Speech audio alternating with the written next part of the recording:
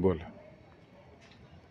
डिगंची ग्रामपंचायत संदर्भात मी ग्रामपंचायत डिगंची यांची माहिती अधिकाराअंतर्गत माहिती मागवलेली आहे, परंतु ही माहिती देण्यास मला ग्रामसेवक यांनी वारंवार टाळाटाळ केलेली आहे.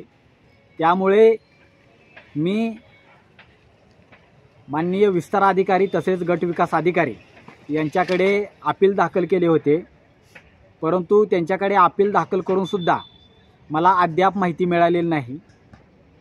त्यामुळे आज तागायत मला माहिती अधिकार अंतर्गत गट विकास अधिकारी, विस्तार अधिकारी तसेच ग्रामसेवक यांनी माहिती दिलेली नाही. त्यामुळे मी या प्रशासनाच्या विरोधात आंदोलन घेण्यासाठी माननीय तहसीलदार तसेच गट विकास अधिकारी यांना निवेदन दिलेलं आहे.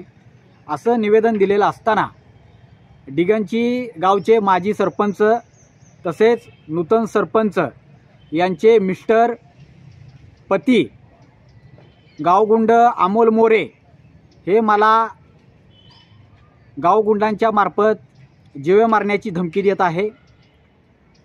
मी माहिती मागू नये यामुळे मला ते जीवे मारण्याची धमकी देत आहे, परंतु अशा सरपंचाला मी भीत नाही किंवा अशा गावगुंडाला मी भीत नाही. संविधानानुसार मला माहिती मागण्याचा पूर्णपणे अधिकार आहे, ती माहिती मी मागतोय.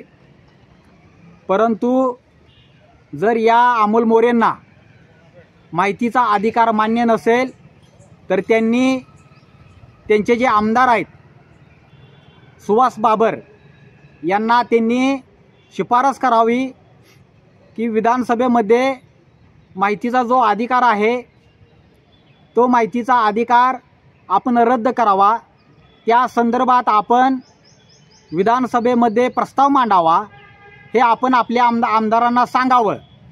कारण की माहितीचा अधिकार मागण्याचा पूर्णपणे अधिकार सर्वसामान्य सर्व लोकांना आहे. त्यामुळं सर्व लोक माहितीच्या अधिकाराअंतर्गत ग्रामपंचायत असू द्या किंवा इतर शासकीय कार्यालयामधील माहिती मागतात, त्यांना ती माहिती दिली पाहिजे. परंतु ज्या गावगुंडांना आणि ज्या राजकीय पुढाऱ्यांना ही माहिती खटकत असेल तर त्यांनी आपल्या आमदारांना विधानसभेमध्ये हा अधिकार रद्द करण्यास सांगावं.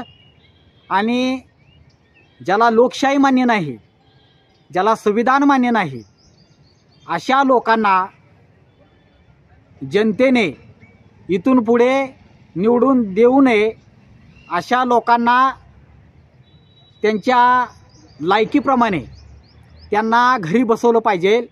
त्यांना लोकप्रतिनिधी म्हणून आपण निवडून देऊ नये अशी मी या आपल्या चॅनलच्या माध्यमातून सर्व जनतेला मी या ठिकाणी आवाहन करतो.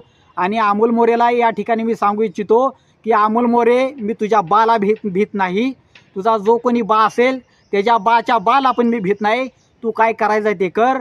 मला जी माहिती पाहिजे ती मी माहिती मिळवणारच.